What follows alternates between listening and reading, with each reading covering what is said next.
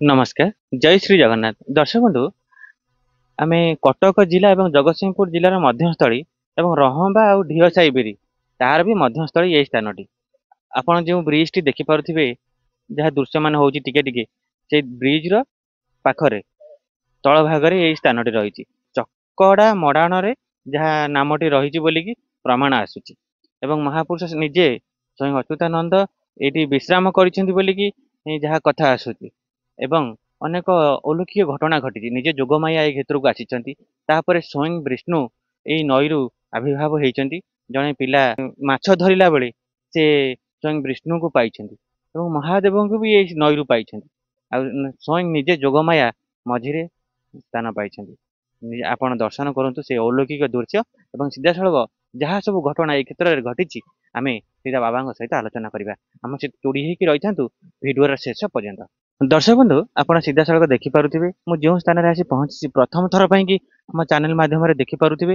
ये जो स्थान अलौकिक स्थान ये स्थान विषय अनेक अनेक कथा रही सीधा सड़क आम सहित ये क्षेत्र में रोकवा एवं ये क्षेत्र में जी अलौकिक लीलार अनुभूति कर सीधा सड़क से बाबा सहित आम कथा आम सहित जोड़ी होकर रही था बाबा आप कौन कहे आम जो ठिया देवी नदी कूल ठिया ये सब अलौकिक घटना जहाँ घटी आप कहते कि पूर्व किंतु आम दर्शक बंधु मान बाबा आप कौन कहे कौन आ कह तुम तो जहाँ घटी यही जगार महत्व यहाँ हूँ बहुत पुराणा अच्युतानंदकर जुआ बयस बड़ गादी ये से जाती पुरी ये आश्रम विश्राम करती आश्रम नथिला ये विश्राम करती तेणुक संध्या रहती सका जाती ये आमर ब्रिटिश अमलर खमार थिला जमीदार कोठी आम ये जो इटा फिटा पकऊ खोलाखोली कलु इटा बाहर पत्थर बाहर घोड़ा घोड़ बाहर कौड़ी हांडी बाहर माठिया बाहर एमती विभिन्न जिनस बाहर आम सब चिंता करूँ ये सब ब्रिटिश अमलर पुराणा घाटी ये खमार थिला तेणुक ये कौन गोटे जिनस थिला महत्व जिनस थिला तेणुक आमर ये मत मुझे बस उठ भल मंद कली सब जिनस कि मत जना हुए मुझे हे ज्ञान करदिए साधु सत मैंने आसती मुझे जापे से मैंने बसती उठती जाती कहती मत कहते ये गोटे जिनस किसी अच्छी कि मुझे मत जो जना हुए मत सी कहती मुझे तो गोटे हुंडाड़िया मस्तिया मुझे हे ज्ञान करके चले बारंबार है 14 वर्ष हो गला जड़े पथुरिया आसिक गुरुज तैयारी कराया सी बसी सी देखला आकाश गोटे आलुओ खसुची मत डाकिला दिन सका कहला मौसा ये कौन तुम देख मुझे बाबा मुझे किसी देखी ना मुझे जानी मो कौन ना एमती कथा झुणा धूप फूल बंद आनिली से मूर्ति काटिकी बसैले पूजा उजा करागला के 3-4 मास रहा बाबा आप जो कहले 3-4 मास ये लीला खेला कले कम है बाबा 3-4 मास जो कम है सी जो जी थे मिस्त्री सी निजे जी मझिरे जी माँ पूजा पूजती आप कहते जोगमाया से पथर निर्माण करके छाड़ी देकी चली गले से घर को जो गले से मैंने विदेश आसते सी देह कालसी नागुंट से जो लोक स्थापन करते सी बर्तमान ढेंकानाल सुंदर कौन ना तुण पुरना कालसी नागी सी आसवे बोली कहले कहले मत जो आदेश आसो मुझे ना मुझे जीविनी माने सी लोक आम जोगाजोग करी से अच्छा बंची तेणुक सी स्थापन कर आम टे संज पानी केमी जाऊलु तापर मत स्वप्न आदेश है मुझे मना करदेली प्रभुकर बाहर मालिका पीठ मालिका गादी बाहर कौन लोक मैंने आसिक मत नहीं मालिका अच्युतानंद गादी गंडामाल आणिक आम यज्ञ महोत्सव भल मंद करुचु मालिका लिखा किए प्रमाण देले सी भी प्रमाण टीवी रू आसला टीवी आसला खुण आम चकड़ा मड़ा देखिलु से देखला से प्रमाण आसला आप चकड़ा मड़ा आसला प्रमाण गादी गलु गादी बही देखली बही से कहले यहाँ ठीक तापर लोक अविश्वासी भाविकी आमर काठजोड़ी महानदी दलई घाई ठू आरंभ कर अस्तरंग फस्तरंग सब बुलिक खोजिले देवी नदी कूल उस्त गछ मूल ମଧ୍ୟମଗଣ୍ଡ ଗୋପାଳ ବୋଲିକି ଗୋପାଳ ନାମେର ବୈଷ୍ଣବ ଦୀକ୍ଷିତ ସେ ତାର ସେବା କରୁଛି। ତ ବହୁତ ଲୋକ ଆମର ଗ୍ରାମବାସୀ ବହୁ ବୁଲାବୁଲି କରି ଖୋଜିଲେ ଆଉ କୋଉଠି ପୀଠ ପାଇଲେନି। ଅଲଗା ଅଲଗା ପୀଠ ସବୁ ପାଇଲେ କିନ୍ତୁ ଏ ଜିନିଷ ପାଇଲେନି। ଆସିଲା ପରେ ଆମେ ବି ଯାଇ ସେଠି କହିଲୁ କୋଉଠି ନିମାଳରେ। ଲୋକ ବି ଯାଇକି ସେଠି ନିମାଳରେ କହିଲେ ପ୍ରଭୁ ଆମେ ଆଉ କୋଉଠି ପାଉନି। ନା ତମେ କାହିଁ ଖୋଜୁଛ? ତମର କଣ ବିଶ୍ୱାସ ହଉନି? ସେ ଜିନିଷ ଏ ଯୁଗରେ କେହି ବିଶ୍ୱାସ କରିବେନି। ସତ ହଉ ମିଛ ହଉ, ସେ ପାଗଳା ହଉ ମାଗଳା ହଉ ବାବାଜୀ ହଉ ଯାହା କରୁଛି କରୁ, ତମର ସେଠି କିଛି କରିବନି। ତମ ବଳ ପାଇଲେ 5 ଟଙ୍କା ଖର୍ଚ୍ଚ କରି କଣ କର, ନ କଲେ ନ କର। ଚାଲିଛି ଏମିତି ଆଉ 5 ବର୍ଷ ହେଇଗଲା। ବାବା ଆପଣ ଟିକେ ପୂର୍ବରୁ କହିଲେ ଯାହା ସ୍ୱୟଂ ମା ମନ୍ଦାର ଫୁଲରେ ନଈରେ ସେ ବାଟଟା ସେଇ ଯୋଉଠୁ ଆପଣ ଗଢିକି ଆସିଲେ ସେଇ ବାଟରେ ମୁଁ ଆସି ସେଇଠି ହେଲା ବେଳକୁ ଏଇଟା ପାଣିଟା ପଶି ଆସିବ ସିଆଡୁ ଆସିବ, ଇଏ ରହିବ ଏଇଠି, ପାଣିଟା ଏଇଠି ରହିବ ଯୋଉଠୁ ଅଛି ଅତଡା କରେ, କିନ୍ତୁ ବାଲି ଶୁଖି ଆସିବ ଏଇ ମୁଣ୍ଡରେ ଖାଲି ରହିବ। ସେଇ ମୁଣ୍ଡରେ ଭାସି ଉଠିବେ। ମାନେ କେମିତି ଚକ୍ରି ଭଳିଆ ଆକାର ହବ ପାଣି। ସୋଟ ଦେଖିଛନ୍ତି? ସୋଟ ମୁହଁରେ ଗୋଟେ ଗଳଗଳ ଗଳଗଳ କରିକି ଚକ୍ରି ହଏନି, ସେଇ ସାଉଣ୍ଡ ସେଇ ବାଗିଆ ହେଇକି ଗୋଟେ ମେଲିଯିବ। କିଛିଟା ଗୋଟେ ଟୋକେଇ ଭଳିଆ କି ପୋଳ ଭଳିଆ ମଲିଗଲା ପରେ ତା ଦେହରେ ସେ ବାହାରୁ ନାଲି ମନ୍ଦାର ବିରାଟ ମନ୍ଦାର ଫୁଲ ତ ବାହାରି ପଡିବ, ତା ଦେହରେ ଚେକା ପକେଇକି ବସିକି ହସିବେ। ମୁଁ ଯେମିତି ଦେଖିଦେବି ସେମିତି ବୁଡିଯିବେ। ବୁଡିଗଲା ପରେ ମୋ ଦିହ ମୁଣ୍ଡ ଟିକେ ହଏ, ମୁଁ ତାକୁ ଭ୍ରୂକ୍ଷେପ କରେନି ଆଉ।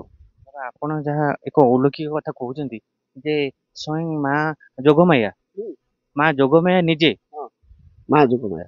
ମା ଯୋଗମାୟା ନିଜେ ମନ୍ଦାର ଫୁଲରେ ଏଇ ନଈରେ ଦର୍ଶନ ଦିଅନ୍ତି ଆପଣଙ୍କୁ, ଆଉ କାହାକୁ ଦର୍ଶନ ଦିଅନ୍ତି? ଆଉ କେହି ଦେଖିନାହାନ୍ତି। ଆଉ ମୋର ବୁଢୀ ଯିଏ ମୋ ସ୍ତ୍ରୀ, ସେ ଦେଖେ ଯେ ମୁଁ ଯୋଉ ଦେଖୁଥିବି ସାଡେ ସିଏ ଦେଖୁଥିବ। ମୁଁ ଆସି ଯେତିକି କହିବି ଏ କଥା ନା, ହଁ ମତେ ବି ସେଇଆ ହେଇଛି ହେଲା। ମୋ ଠାରୁ ସିଏ ଅଧିକା ଏଠି କରେ, କାହିଁକିନା ମୁଁ ସେତେବେଳେ ଛୁଆ ପିଲା ମୋର, ମୁଁ କୁଆଡେ କାମ ଧନ୍ଦାକୁ ଗଲି ସିଏ ଘରେ ରହେ ତ। କେତେବେଳେ ଆସି ସଞ୍ଜ ପାଣି ଟିକେ ଦେଇଦେଲା, କେତେବେଳେ ଫୁଲ ପାଣି ଟିକେ ଦେଇଦେଲା, ଭଲ ମନ୍ଦ କଲା। ତାକୁ ଟିକେ ଅଧିକା ସ୍ପିଡ ତା ଦେହରେ ଥିଲା। କିନ୍ତୁ ବାବା ଆପଣ ଯୋଉ ସବୁ କଥା କହୁଛନ୍ତି ନିହାତି କେହି ବିଶ୍ୱାସ ନ କରିପାରନ୍ତି, କିନ୍ତୁ ଏଭଳି ଅଲୌକିକ ଘଟଣା ଆପଣଙ୍କ ସହିତ ଘଟିଛି। ହୁଁ ହୁଁ, ହଁ ଆଜ୍ଞା। ଏଇଟା ଯୋଉମାନେ ସେ ବହି ପଢି ସାରିଲେଣି, ଏଠି ବି ଯୋଉମାନେ ଅନୁଭବ କରିସାରିଲେଣି, ବହୁତ ସାଧୁ ସନ୍ଥ ବି ଆସିଛନ୍ତି। ଯୋଉ ଦିନ ଆମେ ଫାଷ୍ଟ କଲୁ ପ୍ରଭୁଙ୍କର ଧଣ୍ଡାମାଳ ଆଣିକିରି, ଆଜ୍ଞାମାଳ ଏଠି ଆଣିକିରି 25ଟା କଲୁ, ଲୋକ 200-300 ଖୋଇଲୁ। ସେଇ ସମୟରେ 2 ଜଣ ଗେରୁଆ ବସ୍ତ୍ର ପିନ୍ଧି ବାବାଜୀ ଆସିଲେ। କୁଆଡୁ ଆସିଲେ କଣ କଲେ ଆମେ ଜାଣିନୁ। ମୁଁ ମୋର ସେଠି ବସିଛି, ଆମର ଜଣେ ବ୍ରହ୍ମଚାରୀ ଜଣେ ଆସିକି ଯଜ୍ଞ କରୁଛନ୍ତି ହୋମ, ଆସିକିରି ବୃକ୍ଷ ଚାରିକର ବୁଲିଗଲେ। ସେଇଠୁ ମତେ ଖାଲି ଏତିକି କହିଗଲେ, ବାବା ବୁଦ୍ଧି ହୁସିଆରି, କିଛି ଖୋଳାଖୋଳି କରିବ ନାହିଁ। ଆଉ ତମର ଏଇଟା କଣ ହବ କଣ ନାହିଁ, ଏଇଟା ଠିକ ଜାଗା ଆମେ ପାଇଲୁ। ୟା କହିଲେ ସେ କୁଆଡେ ଗଲେ ବନ୍ଧୁ ଉଠି ନାହାନ୍ତି, ଆମେ ବି ତାଙ୍କୁ ପାଇନୁ। ଏଇଟା ମୋର କହିବା ତ୍ରୁଟି ରହିଯାଇଥିଲା। ଏଇଟା ବି ଅଲଗା ଲୋକ ସବୁ ଦେଖିବି, ବାବା ଦିଟା ଆସିଲେ ଗଲେ କୁଆଡେ ହେଲା। ସିଏ କହିଲା ଆମେ ପଚାରିଲୁ ଆପଣ କୋଉଠୁ ଆସିଥିଲେ କହୁନା, ନା ଆମର କିଛି ସ୍ଥିର ନାହିଁ, କୋଉଠି ଯିବୁ ବୋଲି ସ୍ଥିର ନାହିଁ। ତାପରେ ଆଉ ଜଣେ ସାଧୁ ଆସିଥିଲେ। ବହୁତ ସାଧୁ ଆସୁଛନ୍ତି, ଯୋଉମାନେ ପ୍ରକୃତ ୟା ବିଷୟରେ ଜାଣିଛନ୍ତି ସେମାନଙ୍କୁ କମ ଆସୁଛନ୍ତି, ଆଉ ଯୋଉମାନେ ଅଲଗା ପ୍ରକାର ଆସିକି ଯାଉଛନ୍ତି। କିନ୍ତୁ ସମସ୍ତେ କହୁଛନ୍ତି ଯେ ଏଇଟା ଠିକ ଜାଗାଟା, ଏ ପ୍ରଭୁଙ୍କର ଆସ୍ତି ସ୍ଥଳୀ ଠିକ। କିନ୍ତୁ ମୁଁ ହଉଛି ଅଭିରାମଙ୍କର ଦୀକ୍ଷିତ। ପ୍ରଭୁ ଅଭିରାମଙ୍କର ଦୀକ୍ଷିତ। ଅଭିରାମଙ୍କର ଇଏ ଯୋଗୁରୁ ମୁଁ 2 ନାବରେ ଗୋଡ ଦେଇଦେଇଛି। ଏଠି ରହିଛି ନା ଜାଣିପାରିଲି ନାହିଁ ସାଡେ ପ୍ରଭୁଙ୍କର ଆଶ୍ରିତ ସେଇ ଅଭିରାମ ଯିଏ ଅଚ୍ୟୁତ ସିଏ, ବୁଝିପାରିଲ? ତେଣୁକରି ସିଏ ବି ଅଚ୍ୟୁତଙ୍କ କଥା ଲେଖିଛନ୍ତି, ଅଚ୍ୟୁତ ବି ତାଙ୍କ କଥା ଲେଖିଛନ୍ତି। ବାବା ବାବା ଆପଣ ତ ଅନେକ ଅଲୌକିକ କଥା କହୁଛନ୍ତି, କିନ୍ତୁ ଆମେ ଯାହା ଦେଖୁଛୁ ସ୍ୱୟଂ ବିଷ୍ଣୁ ବି ଏଇ କ୍ଷେତ୍ରରେ ଆବିର୍ଭାବ ହେଇଛନ୍ତି ଏବଂ ଏଇ ନଈରୁ ପାଇଛନ୍ତି ଆପଣ।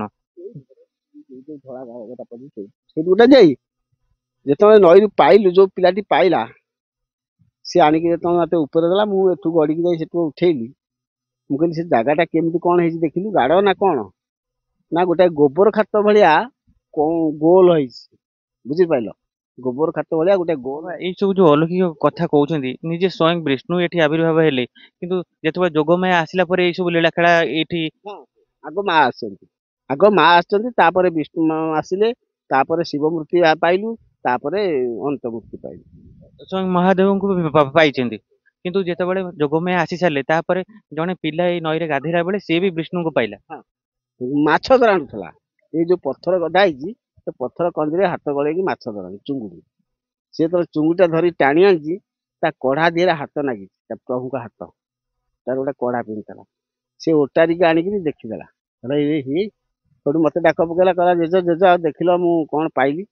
ମୁଁ କହିଲି କଣ ପାଇଲି ଦେଖିନି ନା, ମୁଁ ଠାକୁରଙ୍କ ମୂର୍ତ୍ତି ପାଇଲି। ମୁଁ କହିଲି ଆଣେ ଆଣେ ଆଣେ। ସିଏ ବି ଆମର ଦୀକ୍ଷିତ, ଅଭିରାମଙ୍କର ଦୀକ୍ଷିତ ସେ ଶିଷ୍ୟ ଜଣେ। ବାବା ସେ ଯୋଉ ମୂର୍ତ୍ତି ଦେଖିବା ସେ ମାନେ କେଉଁ କାଳର ମୂର୍ତ୍ତି, କେତେ ବର୍ଷ ହବ ସେ ମୂର୍ତ୍ତି? ସେ ବହୁତ କାଳର ମୂର୍ତ୍ତି, ସେ ଏବେକା କାଳ ନୁହେଁ। ଇଏ ଚିନ୍ତା କରନ୍ତୁ, ଇଏ ନଈ କୋଉ କାଳରୁ ସେ କୋଉଠୁ ଆଚ୍ଛା ଗୋଟେ ଗଡିକି ଆସିଛି କି କଣ ହେଇଛି ତା ବି ମତେ ଅଗୋଚର, ବୁଝିପାରିଲେ। ସେ ଯୋଉ ଜିନିଷ ମୁଁ ପାଇଛି ତା ବିଷୟରେ ମୁଁ କିଛି କହିପାରିନି, କିନ୍ତୁ ମୁଁ ପାଇଛି, ବୁଝିଲ। ଏ କୋଉଠୁ ଆସିଲେ କଣ ହେଲା କଣ ନାହିଁ କିଛି ବି ତାର ଅନ୍ତ ଏପର୍ଯ୍ୟନ୍ତ ଆମେ ବି ଯାଇକିରି ଆଶ୍ରମରେ ପଚାରିଲୁଣି ଏ ଜିନିଷ କେମିତି ଗଡ଼ିଲା କଣ ହେଲା, ନା ତାକୁ କଣ ଅଗୋଚର ଗଡ଼ିବାକୁ। ତେଣୁକରି ଆମେ ତିନିଟା ଦେଖ ମୂର୍ତ୍ତି ପାଇଛୁ, ବୁଝିପାରିଲେ। ତେଣୁକରି ପାଇକି ରଖିଛୁ, ପୂଜା ଉଜା କରୁଛୁ, ପ୍ରତିଷ୍ଠା କରିଛୁ, ହୋମ ଯଜ୍ଞ କରୁଛୁ। ଯଜ୍ଞ ହଉଛି ବୈଶାଖ ପୂର୍ଣ୍ଣମୀ ଦିନ। ତାଙ୍କର ଆଉ ଗୋଟେ ପ୍ରଭୁଙ୍କର ମୋର ହଏ ପୁରୀବାସୀ। ଏଇଟା ବାବା କୋଉ ଗାଁ? ଏଇଟା ହଉଛି ଏଇଠୁ ଯୋଉଠି ଆମେ ଠିଆ ହେଇଛେ, ମୁଁ କହୁଛି ଆପଣ, ଏଇଟା ଯୋଉ ଠିଆ ହେଇଛେ ଏମିତିକିରି ବନ୍ଧ ଦେଇକିରି ଏଇଟା ହେଲା କଟକ ଏରିଆ ଗୋବିନ୍ଦପୁର ରହମ୍ବା। ଏଇଟା କଟକ ଡିଷ୍ଟ୍ରିକ୍ଟ। କଟକ ଡିଷ୍ଟ୍ରିକ୍ଟ। ଯୋଉଠୁ ଠାକୁର କାନ୍ଥ ବା ସେକର ବନ୍ଧ ସେକର ଏଇଟା ହେଲା ଜଗତସିଂହପୁର ଏରିଆ, ଢିଅସାହି ବିରି, ବାରଡିଆ ପଞ୍ଚାୟତ, ବିରିଡି ବ୍ଲକ। ଦେଖ ଏଇଟା ବ୍ଲଡର ଧିଏରେ ପ୍ରଭୁ ଅଛନ୍ତି, କାହାର କେହି କହିବେ ନାହିଁ ଯେ ମୋର ବୋଲି। ବାବା ବାବା ଆପଣଙ୍କୁ ବହୁତ ବହୁତ ଧନ୍ୟବାଦ। ଦର୍ଶକ ବନ୍ଧୁ ଆମ ସହିତ ଯୋଡି ହେଇକି ରହିଥାନ୍ତୁ ଏବଂ ସେ ପୀଠ ପାଖକୁ ଯିବା, ଆଉ ଯାହା ବାବାଙ୍କର ଅଲୌକିକ କଥା ରହିଛି ସିଧାସଳଖ ବାବାଙ୍କ ପାଖରୁ ଶ୍ରବଣ କରିବା। ଆମ ସହିତ ଯୋଡି ହେଇ ରୁହନ୍ତୁ ଭିଡିଓର ଶେଷ ପର୍ଯ୍ୟନ୍ତ। ବାବା ଆସନ୍ତୁ ଆମେ ସେଇ ଅଲୌକିକ ସ୍ଥାନକୁ ଏବଂ ସେଇ ପୀଠ ପାଖକୁ ଯିବା। ଦର୍ଶକ ବନ୍ଧୁ ଆପଣ ସିଧାସଳଖ ଦେଖିପାରୁଥିବେ ଆମ ସହିତ ଯେଉଁ ମା ଆଜି ଯୋଡି ହେଇଛନ୍ତି ସେ ଏହି ପୀଠ ପ୍ରତି ତାଙ୍କର ଅନେକ ଭୂମିକା ରହିଛି ଏବଂ ତାଙ୍କୁ ସ୍ୱୟଂ ବିଷ୍ଣୁ ଏବଂ ମହାଦେବ ଯିଏ ସ୍ଥାପନ ହେଇଛନ୍ତି ଏ କ୍ଷେତ୍ରରେ ଉଦ୍ଧାର ହେଇଛନ୍ତି, ଆଉ ସ୍ୱୟଂ ଅନନ୍ତ ତାଙ୍କୁ କିଭଳି ଭାବରେ ତାଙ୍କୁ ଏକ ଅଲୌକିକ ସ୍ୱପ୍ନାଦେଶ ହେଲା, ସିଧାସଳଖ ମାଙ୍କ ସହିତ କଥା ହେବା। ଆମ ସହିତ ଯୋଡି ହେଇକି ରହିଛନ୍ତି। ମା ଆପଣ କଣ କହିବେ ଆମ ଦର୍ଶକ ବନ୍ଧୁ ମାନଙ୍କୁ? ଯାହା ଆମେ ଦେଖୁଛୁ ସ୍ୱୟଂ ବିଷ୍ଣୁ ଏବଂ ଅନନ୍ତ ଏବଂ ମହାଦେବ ସ୍ୱୟଂ ଏବଂ ଯୋଗମାୟା।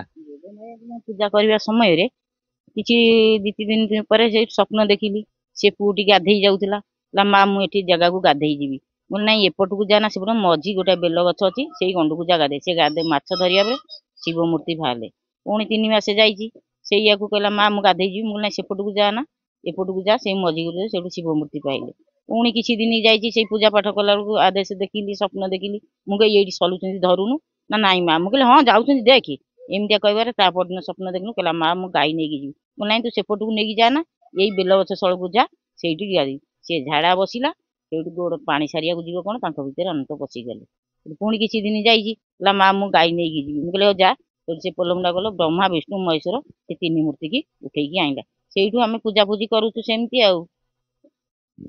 ମା ଆପଣ ଯାହା କହୁଛନ୍ତି ଆପଣଙ୍କୁ ସ୍ୱପ୍ନାଦେଶ ହେଇଥିଲା? ସ୍ୱପ୍ନ ଦେଖିଲା କ୍ଷଣି ତା ପରଦିନ ସେ ପୁଅଟି ଆସି ଗାଧେଇବାକୁ ଯାଏ। ମୁଁ ତାକୁ କହେ ବା ଯା ଏଇ ସଳକେ ଯା ଗାଧେଇ। ସେ ବେଲ ଗଛ ମୂଳେ ଗାଧେଇଲେ, ସେ ଜିନିଷକୁ ପାଇକି ଆଣନ୍ତି। ସେଠୁ ଆମେ ପୂଜାପୂଜି କରୁଛୁ, ପ୍ରତିଷ୍ଠା କରିକି ପୂଜାପୂଜି କରୁଛୁ ଆଉ। କିନ୍ତୁ ମା ଆପଣଙ୍କର ନିହାତି ଅନେକ ଭୂମିକା ରହିଛି ଏଇ କ୍ଷେତ୍ରରେ। ଆପଣ ମା କେତେ ବର୍ଷ ଏମିତି କିଛି ସାଧନା ମା କରୁଛନ୍ତି ନା କଣ? ଆମେ ଯାହା ଜାଣିନାହିଁ, ମୂର୍ଖ ହିସାବରେ ମୁଁ ପୂଜାପୂଜି କରୁଛି, କିଛି ସାଧନା ଫାଧନା କିଛି ନାହିଁ। ସେମିତି ଆମେ ପୂଜା ପାଠ କରୁଛୁ। ଏଇ ଯୋଉ ସବୁ ଅଲୌକିକ କଥା ଆମେ କିଛି ସମୟ ପୂର୍ବରୁ ବାବାଙ୍କ ସହିତ ଯାହା ଆଲୋଚନା ଆମେ କଲୁ, ଯେ ଅନେକ ଅଲୌକିକ ଘଟଣା ଘଟିଛି ଏବଂ ବାବା ଯାହା କହୁଥିଲେ ମନ୍ଦାର ଫୁଲରେ ମା ଦର୍ଶନ ଦେଉଛନ୍ତି ନଈ ଭିତରେ। ନାଇଁ ତାଙ୍କୁ ମୁଁ ଦେଖି ନାହିଁ, ସିଏ ଦେଖନ୍ତି, କିନ୍ତୁ ମତେ ଯେତିକି ଦେଖାନାହାନ୍ତି ମୁଁ ସେତିକି ଠାକୁରଙ୍କୁ ସିଏ ଉଦ୍ଧାର କରିକି ଦେଇଛନ୍ତି। ମୁଁ ସେଣୁ ପୂଜାପୂଜି କରୁଛି ଆଉ। ମା ଆପଣ ଏଇ କ୍ଷେତ୍ରରେ କେତେ କେତେ ବର୍ଷ ହବ ରହିଲେଣି? 5 ବର୍ଷ ହେଇଗଲା ଆଉ। ପୂଜା କରିବା 5 ବର୍ଷ ହେଇଗଲା। ଆମେ ଦେଖା ଦେଖି କରୁ, ହେଇ ଜ୍ଞାନ କରିଦବୁ ଆଉ, କିଛି ଜାଣିପାରୁନାହିଁ। ପଛରେ ଏଇ ଯୋଉ ଦୀକ୍ଷିତ ନେଇଯିବା ପରେ ଏସବୁ ଘଟଣା ଦେଖିଲୁଣି, ସେଠୁ ଆମେ ପାଇଲୁ ଆଉ। କଣ ହବ ଭବିଷ୍ୟତରେ ସେ କଥା ବି ଆମେ କହିପାରୁନୁ। ମା ଆପଣ ଦେଖୁଥିବେ ଅନେକ ମାଳିକା ପ୍ରଚାର ପ୍ରସାର ହେଉଛି କିନ୍ତୁ ଅନେକ ଘଟଣା ଘଟିବ ବୋଲି କଥା ଆସୁଛି। ଆଉ ଅନେକ ଆଗକୁ ଭୟାବହ ହେବ ବୋଲିକି ଏମିତି ବି କଥା ଆସୁଛି କିନ୍ତୁ କିନ୍ତୁ ଜାଣିନୁ ଆମେ ସେ କଣ ହବ ସେତେବେଳକୁ ଆମେ କିଛି କହିପାରୁନୁ। ପଛକୁ କଣ ହବ କଣ ନାହିଁ ସିଏ ମାଲିକ ଆଦେଶ ନାହିଁ ଆଉ। କିନ୍ତୁ ଅନେକ ଅଲୌକିକ ଘଟଣା ଏଇ କ୍ଷେତ୍ରରେ ଯେହେତୁ ଘଟିଛି ଆପଣ ନିଜେ ଅନୁଭବ କରିଛନ୍ତି ଅନୁଭୂତିରେ କିନ୍ତୁ ଆଗକୁ କଣ ସବୁ କିଛି ସଂକେତ ଏମିତି କିଛି ଜାଣିପାରୁନୁ ଅଇକା ଜାଣିପାରୁନୁ କିଛି। ଆଉ କଣ ହବ କଣ ନାହିଁ ସେଇଟା ଜାଣିପାରିନି। ତାପରେ ଯାହା ହବ ଏ ସଂକ୍ରାନ୍ତି ପରେ ଯାହା ହବ ଅଇକା ଆଉ କିଛି କହିପାରିବିନି। ଏଇ ଯୋଉ ସଂକ୍ରାନ୍ତି ଟା ଆସୁଛି କନ୍ୟା ସଂକ୍ରାନ୍ତି ହୁଁ ଏଇ କନ୍ୟା ସଂକ୍ରାନ୍ତି ପରେ ଯାହା କରିବି ଅଇକା ଆଉ କିଛି କହିପାରିବିନି। ମା ଆମେ ଯାହା ଦେଖୁଛୁ ଅନେକ କାଳିଶୀ ଲୀଳା କରୁଛନ୍ତି। ସେସବୁ ନାହିଁ ସେତିକ ସେ କାଳସୀ ନାହିଁ ସେ ଝାମୁ ନାହିଁ ସେ ସବୁ ନାହିଁ ସେତିକ ନାହିଁ କି ଗୁଣି ଗାରେଡି ନାହିଁ ସେ ସବୁ ନାହିଁ। ଲୋକ ଠୁସୁଲି କରୁଛନ୍ତି ମୁଁ କହିଲି ଯିଏ ଠୁସୁଲି କରୁଛି ତାଙ୍କୁ କିଛି କହିବାର ନା ଆମର ପାଣି ସଞ୍ଜ ଟିକେ ଦବାର କଥା ଦବୁ। ଆମେ ଯାହା ଦେଖୁଛୁ ଅନେକ ଜାଗାରେ କାଳିଶୀ ଆବିର୍ଭାବ ହେଇକି ଅନେକ ଲୀଳା ଖେଳ କରୁଛନ୍ତି କିନ୍ତୁ ସେ ଯୋଉ ଲୀଳା ଖେଳା କରୁଛନ୍ତି ତାର କେତେ ସତ୍ୟତା ସେତିକ ନାହିଁ। ଏଇଠି ତ ନାହିଁ କିନ୍ତୁ ଅନେକ ଜାଗାରେ ଆପଣ ଦେଖୁଥିବେ ଅନେକ କାଳିଶୀ ବି ଲୀଳା କରୁଛନ୍ତି। ସିଏ ଅଲଗା କିନ୍ତୁ ଆମର ଇଏ ନାହିଁ ଆମେ ଅଭିରାମଙ୍କ ଦୀକ୍ଷିତ କିନ୍ତୁ ସେ ସବୁ ନାହିଁ। ବହୁତ ଲୋକ ଆସିଲେଣି ଏଠି ଗୁଣି କରିବା ଅମ କରିବା ମୁଁ କହିଲି ଏ ଜାଗା ପରେ ମୁଁ କାହାକୁ ରଖିଦେବିନି। ଆମେ ଯୋଉ ଦୀକ୍ଷିତ ନେଇଛୁ ସେଇ ଦୀକ୍ଷିତର ଯିଏ ଆସିବେ ସେ ରହିପାରିବେ ଅନ୍ୟ ଲୋକ ରହିପାରିବେ ନାହିଁ। ଅନ୍ୟ ଅନ୍ୟ ଦୀକ୍ଷିତ ହେଇଛନ୍ତି ସେ କାଳେସୀ ନାଗିବୁ ସେ ମୁଁ ସେସବୁ ଆମର ନାହିଁ ଏ ଜାଗା ଉପରେ। ଏଇ ଯୋଉ କାଳିଶୀ ଲାଗୁଛନ୍ତି ଟିକେ ଆପଣ ଟିକେ ସୂଚନା ଦେବେ କି ଆମ ଦର୍ଶକ ବନ୍ଧୁ ମାନଙ୍କୁ ଯେ କେତେ ସତ୍ୟ କେତେ ମିଥ୍ୟା ରହିଛି ଏଇ କାଳିଶୀ ପରମ୍ପରାରେ। ନାଇଁ ସେତିକ ନାହିଁ କାଳସୀ ପ୍ରଶ୍ନ ମୁଁ ତ ଟୋଟାଲ ଜାଣି ନାହିଁ କୋଉଠି କାଳସୀ ନାଗନ୍ତି ମୁଁ ଯାଏ ନାହିଁ। ମୋ ଠାକୁରଙ୍କୁ ଛାଡି ମୁଁ କୁଆଡକୁ ଯାଏନି।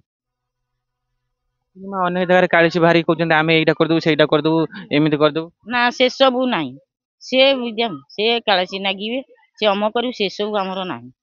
ଯେଉଁମାନେ ଏମିତି କରୁଛନ୍ତି ତାଙ୍କୁ କଣ କହିବେ? ସିଏ ସେଇଟା ଠିକ ନୁହେଁ। ସିଏ ଯୋଉ କହୁଛନ୍ତି ଆବିର୍ଭାବ ଯାହାକୁ ହଉଛନ୍ତି କିନ୍ତୁ ପ୍ରକୃତିରେ ହଉଛନ୍ତି କିନ୍ତୁ ତାଙ୍କର ଯନ୍ତ୍ରିକାରେ ସେ ଆବିର୍ଭାବ କିନ୍ତୁ ଆମର ସେ ଯନ୍ତ୍ରିକା ହେଇପାରିବ ନାହିଁ ଆମର ନାହିଁ ଏ ବା ଗୁପ୍ତ ଧନ ଗୁପ୍ତରେ ରହିଛି ହବ କୋଉଠୁ। ମା ଆପଣଙ୍କୁ ବହୁତ ବହୁତ ଧନ୍ୟବାଦ। ଦର୍ଶକ ବନ୍ଧୁ ଆପଣ ସିଧାସଳଖ ଶୁଣୁଥିଲେ କିଭଳି ଭାବରେ ଅନେକ ଅଲୌକିକ ଘଟଣା ଯାହା ରହିଛି ଏବଂ ମା ଆପଣଙ୍କୁ ସିଧାସଳଖ ସୂଚନା ଦେଲେ ଆମ ସହିତ ଯୋଡି ହେଇଥିବାରୁ ଏ ପର୍ଯ୍ୟନ୍ତ ଆପଣଙ୍କୁ ଅଶେଷ ଅଶେଷ ଧନ୍ୟବାଦ। ଆଜିର ଅଧ୍ୟାୟକୁ ଏଇଠି ବିରାମ ଦେଉଛୁ ଆଉ ଏକ ନୂତନ ଅଧ୍ୟାୟରେ ଆପଣଙ୍କ ସହିତ ସାକ୍ଷାତ ହବ ସେ ପର୍ଯ୍ୟନ୍ତ ରହୁଛୁ। ଜୟ ଶ୍ରୀ ଜଗନ୍ନାଥ ଜୟ ପଞ୍ଚସଖା।